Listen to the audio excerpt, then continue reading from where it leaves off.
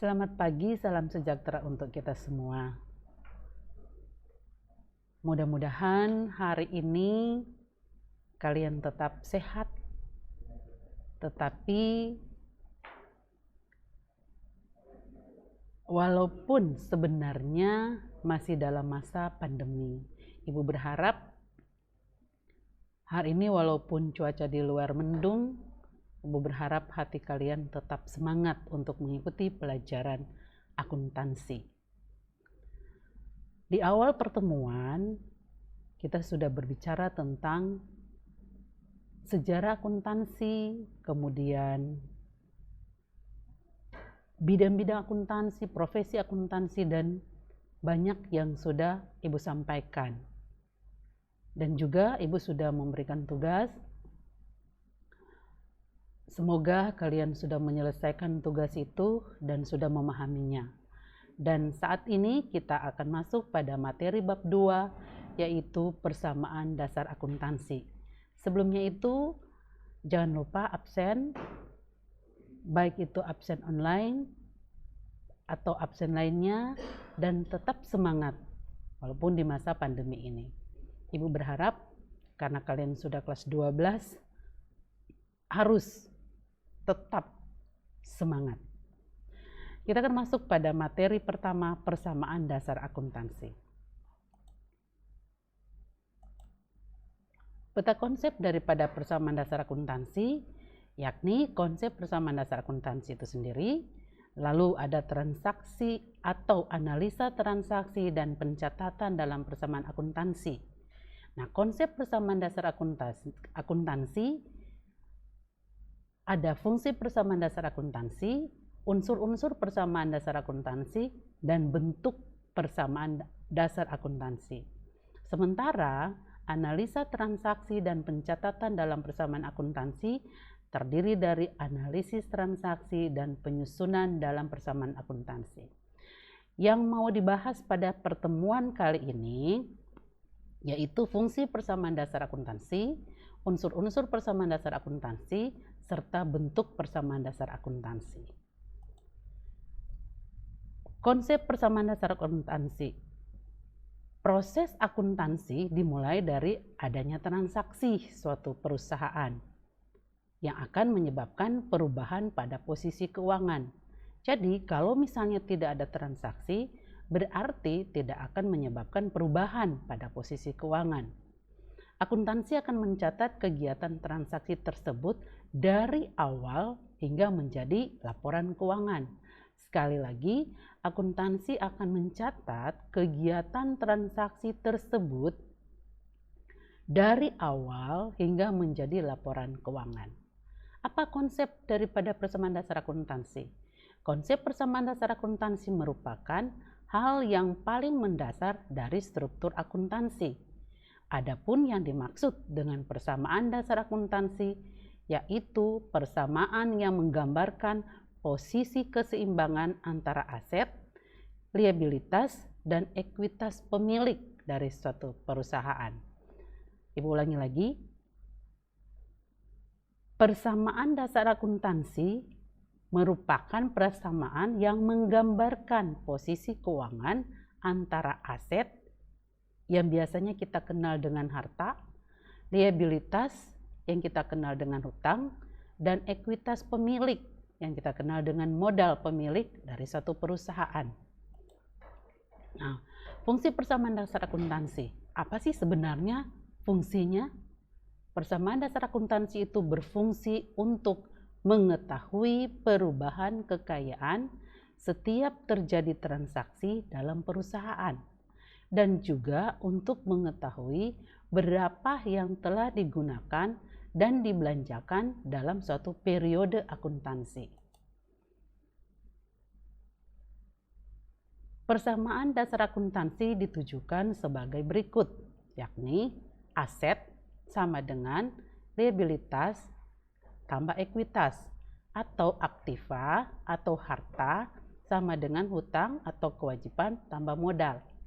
Persamaan dasar akuntansi ini akan berlaku untuk semua entitas ekonomi tanpa melihat besar kecilnya perusahaan tersebut. Sekalipun itu hanya warung kecil, tetap harus melihat asetnya berapa, apakah ada hutang, dan modalnya berapa.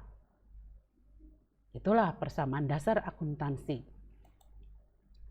Apa saja unsur-unsur persamaan dasar akuntansi? Unsur-unsur persamaan dasar akuntansi terdiri dari 5, yaitu 1. Aset, 2. Liabilitas, 3. Ekuitas, 4. Pendapatan, 5. Beban. Nah, unsur-unsur ini Ibu akan jelaskan.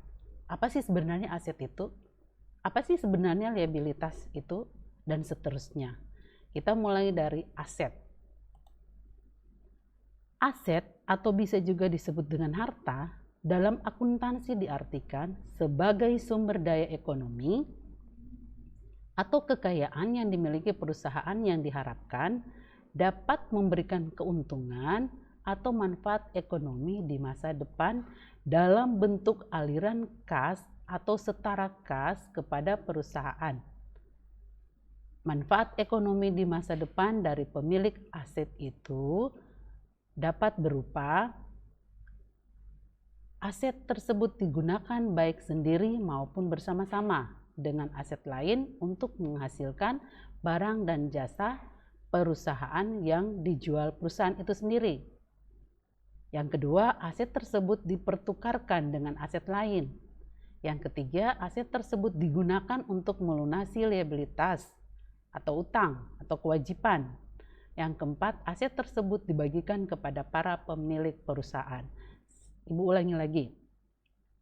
Aset dalam akuntansi diartikan sebagai sumber daya ekonomi atau kekayaan yang dimiliki perusahaan yang diharapkan dapat memberikan keuntungan atau manfaat ekonomi di masa depan dalam bentuk aliran kas atau setara kas kepada perusahaan.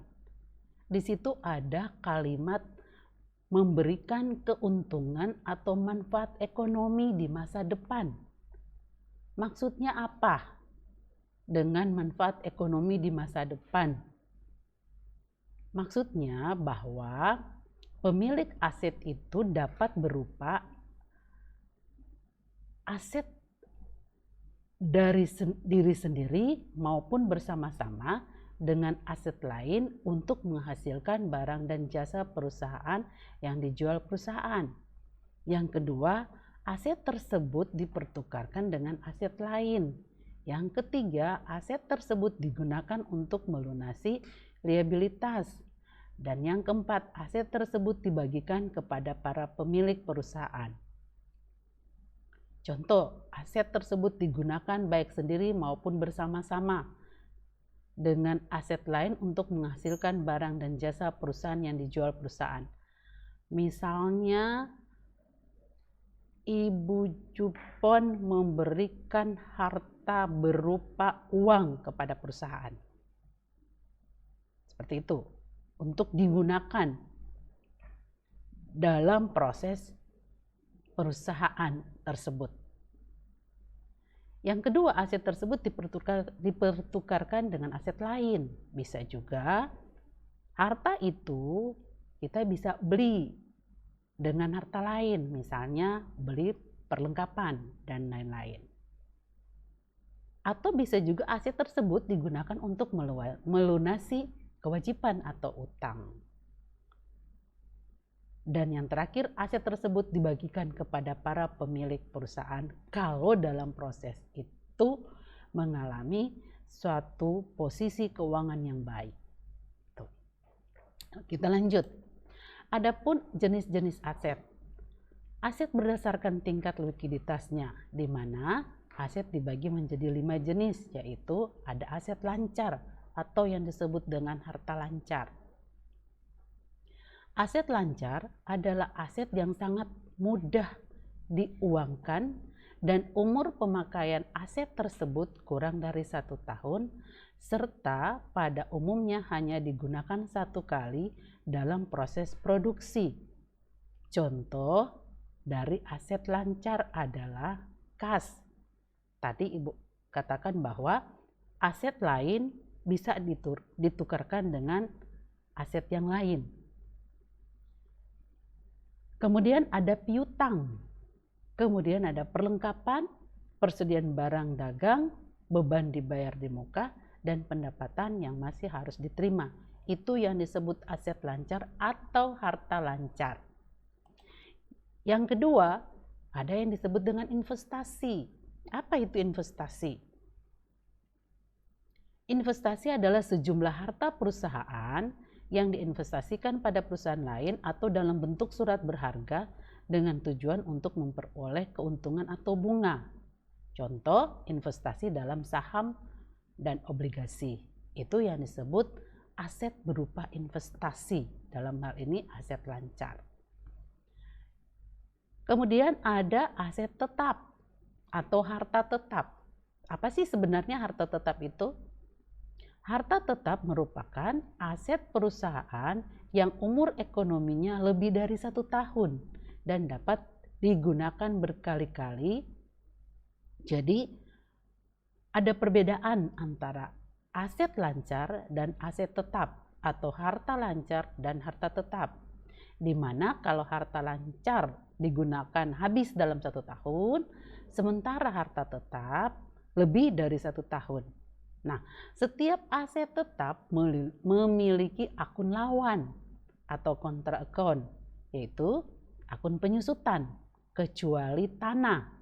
Karena tanah nilainya tidak pernah menyusut, bahkan cenderung bertambah setiap tahunnya. Contoh daripada aset tetap adalah peralatan, mesin-mesin, kendaraan bermotor, gedung, dan lain-lain. Ingat bahwa aset tetap itu berumur ekonominya lebih dari 1 tahun. Kemudian yang keempat atau bagian D, aset tidak tetap. Jadi ada aset tetap tapi ada juga aset tidak tetap atau aset tetap tidak berwujud. Aset tetap tidak berwujud adalah aset perusahaan yang tidak tampak wujudnya, tetapi memiliki nilai ekonomis bagi perusahaan dalam jangka waktu yang panjang. Pada umumnya, umur ekonomis aset tidak berwujud lebih panjang daripada aset tetap berwujud. Contoh adalah goodwill, hak paten, hak cipta, merek dagang, dan formula khusus pembuatan barang dagangan tertentu atau biasanya yang disebut dengan franchise. Itu aset tetap tidak berwujud. Kemudian ada lagi satu aset lain-lain. Aset lain-lain ini contohnya adalah barang konsinyasi dari gedung yang masih dalam pembangunan. Jadi anak-anakku, aset itu ada 5 yang disebut dengan harta. Ada harta lancar, kemudian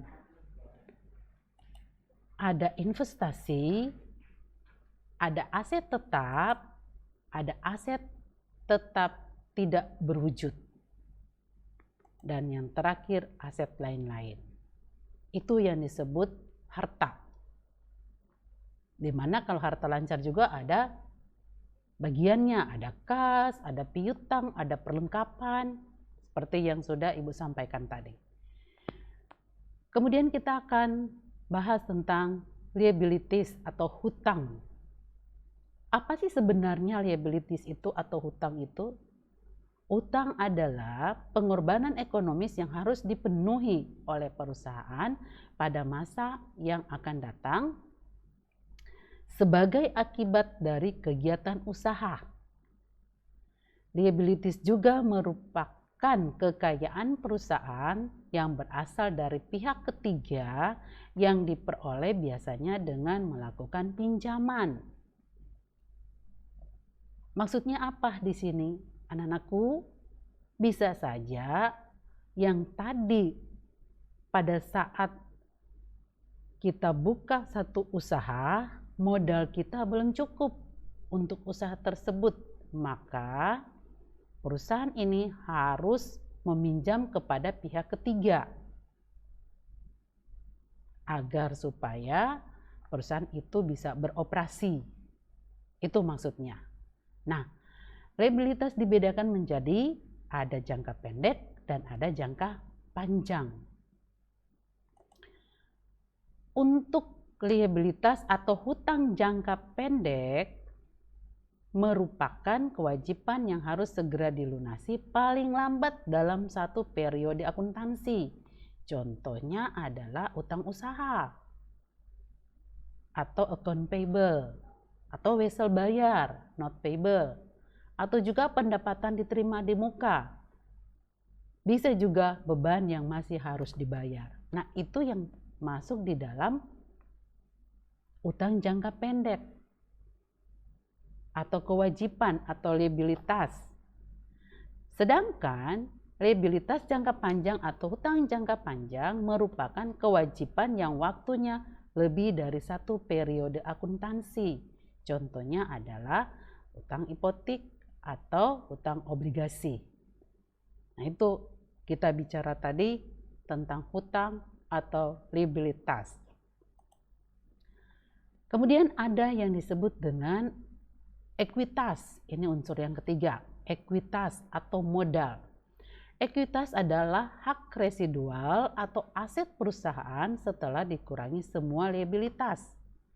Perusahaan memiliki dua ekuitas, yaitu ekuitas kepada pihak yang meminjamkan dana atau kreditur. Yang kedua, ekuitas kepada pemilik perusahaan atau ekuitas pemilik biasanya terdiri dari dua akun, yaitu akun modal dan akun prive atau prefer.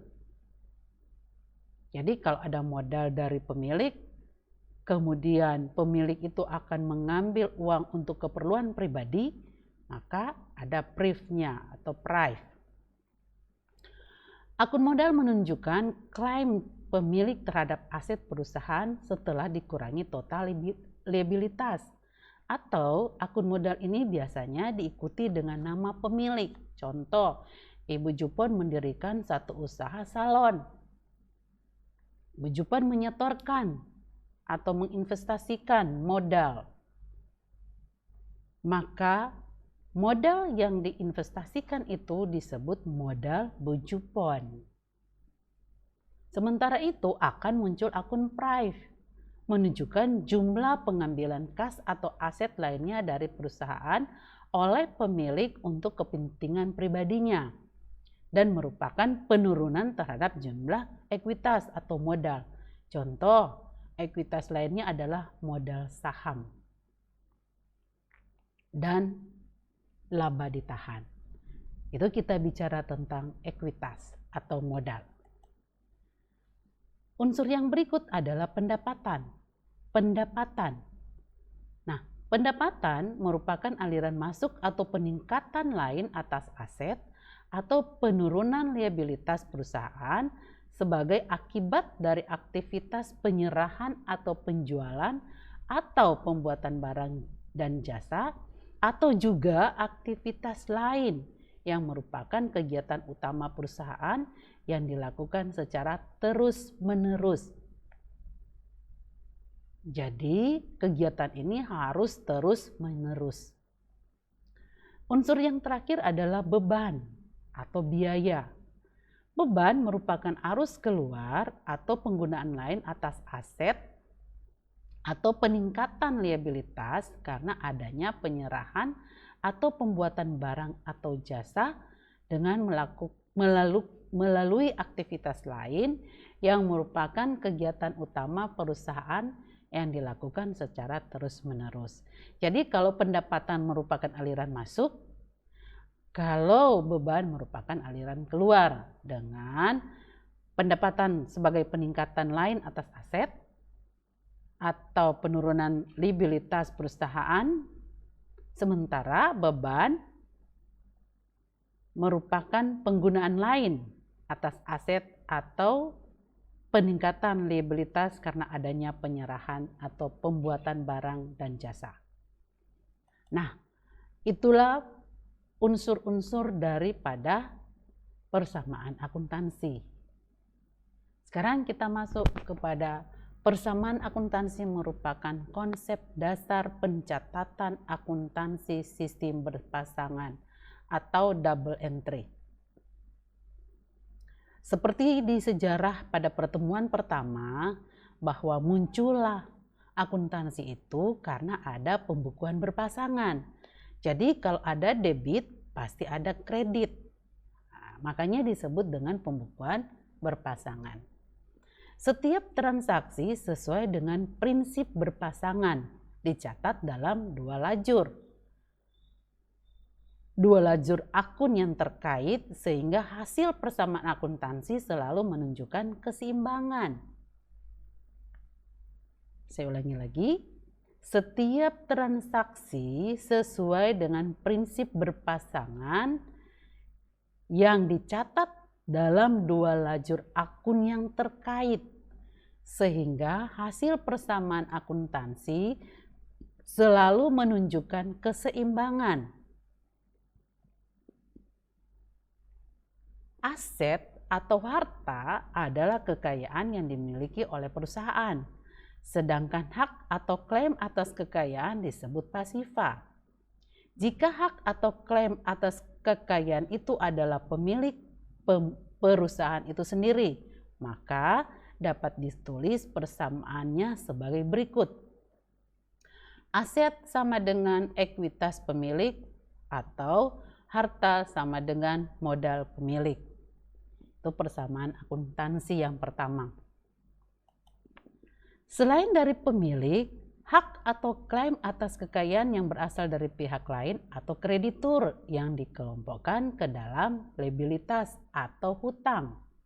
Dengan demikian, bentuk persamaannya adalah aset sama dengan hutang tambah modal pemilik atau aset sama dengan liabilitas ditambah ekuitas pemilik. Sekali lagi, aset sama dengan liabilitas ditambah ekuitas pemilik atau harta sama dengan hutang tambah modal. Bagaimana bentuk persamaan akuntansinya? Nah, bentuk persamaan akuntansi anak-anakku, Ibu nanti akan memberikan tugas biar tahu dan kalian harus membaca buku, cari literatur tentang persamaan akuntansi dan bentuk persamaan akuntansi. Yang pertama tadi, yang persamaan akuntansi yang pertama yaitu aset sama dengan ekuitas pemilik atau harta sama dengan modal pemilik. Maka bentuknya akan ada kolom, ada transaksi, saya ulangi lagi, ada tanggal, ada transaksi, ada aset, lalu sama dengan ekuitas. Kemudian ada kolom keterangan. Itu bentuk persamaan dasarnya. Dalam bentuk kolom, saya ulangi lagi, ada tanggal, ada kolom transaksi, ada kolom aset, sama dengan ada kolom ekuitas, lalu ada kolom keterangan. Karena persamaan dasarnya aset sama dengan ekuitas atau harta sama dengan modal. Misalnya ada transaksi. Ibu Jupon menyetor uang sejumlah 10 juta rupiah untuk proses mendirikan usaha salon. Berarti di situ ada aset dari Bu Jupon yang sudah menjadi harta dari perusahaan atau aset perusahaan.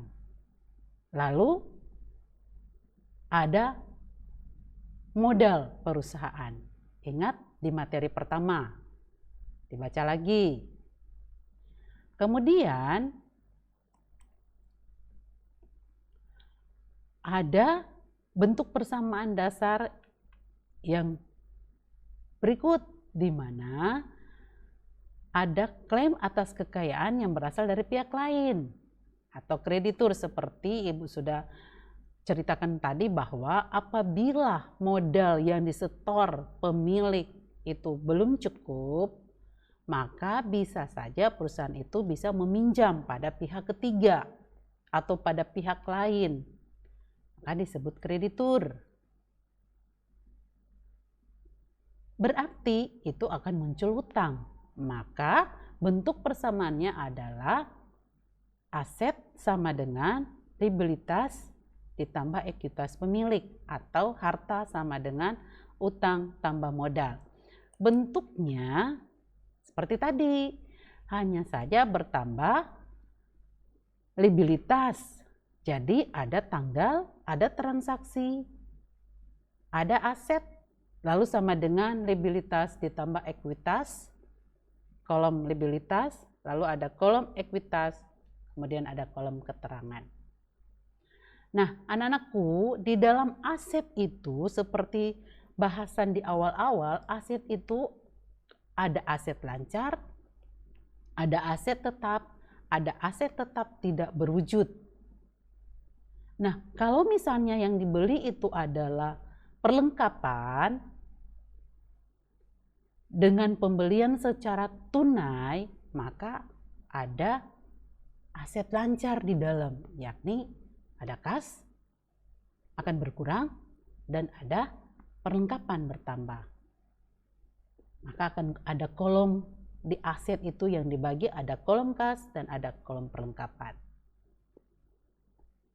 Itulah yang disebut dengan bentuk persamaan dasar akuntansi. Nah, Ibu pikir materinya cukup jelas dan kita akan ketemu pada pertemuan berikut. Ibu berharap kalian membaca lagi buku yang sudah Ibu sampaikan di awal pertemuan untuk memperdalam materi yang baru Ibu sampaikan ini.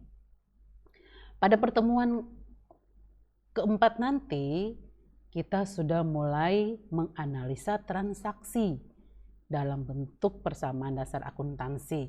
Oleh karena itu, Ibu berharap kamu tetap semangat belajar, baca buku, cari literatur yang lain untuk menambah wawasan tentang materi persamaan dasar akuntansi. Pada pertemuan ini, Ibu belum memberikan tugas. Nanti pada pertemuan keempat, kita sudah mulai dengan mengerjakan transaksi-transaksi yang ada.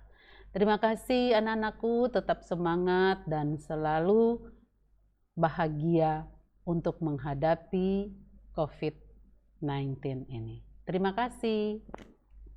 Selamat pagi, salam sejahtera untuk kita semua.